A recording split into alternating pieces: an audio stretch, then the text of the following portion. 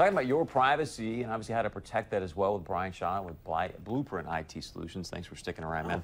The other thing I think that's interesting is now you saw earlier this week where Apple says, okay, now we're going to start making your phone your wallet. I mean, should I be more concerned that, hey, now they can get my pictures and all my money? Yes. I mean, The thing with that is that Apple has something called two-step verification for your iCloud account. Now, the two-step verification is you have a password, and then once you log in, it sends you a text or it sends you an email with a single-use code that you have to put into, it's like 2 steps. You have your email, or you have your user name and password, and then you have this one-time use code that comes in on text or email. You put that in, and you can get into your account. The thing is that that is designed to protect the iTunes payment information, not your personal data in your iCloud. So what happens is that these hackers can use these forensic softwares, and they can use all this stuff to get your iTunes information. They can get your information off the cloud, but they can't access your information about your payments history and what your credit card number is and all that.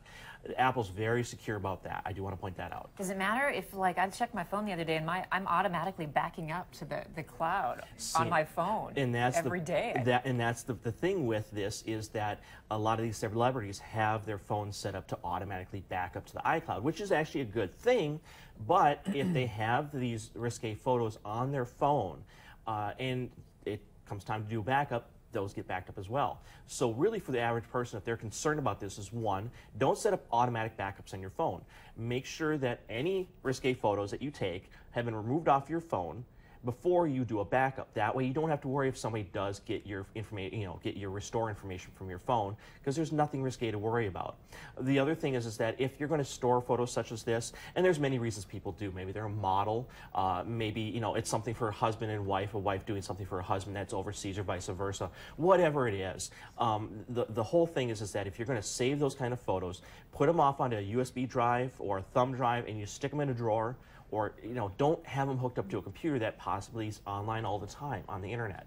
The other thing that you can do is, again, don't take the photos. I don't agree. take them to Just don't take them to begin with. Then you don't have anything Any to worry tips about. for parents? I know for myself, I've got a Starbucks app, and I was like, I'm not going to put a bunch of money on here, because that's the way I think. But younger people like that, they're like, dude, relax, it's not a big deal. I mean, any tips for parents to kind of work with your kids to go, I know this is a way of life for you, but just be careful. Well, one thing is for parents just to understand the technology their kids use, because the knowledge is power, and it gives you the ability to protect your kids.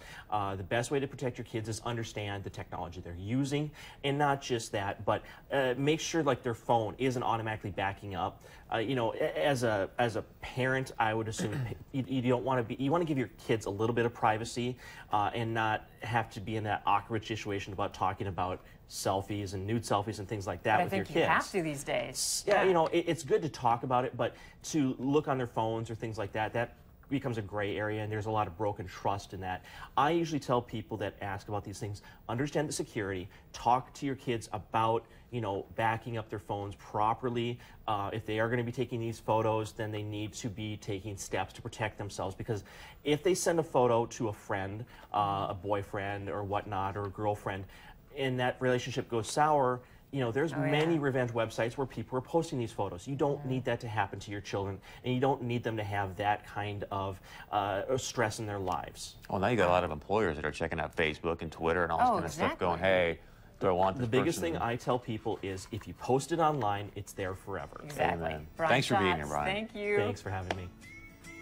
Stay with us.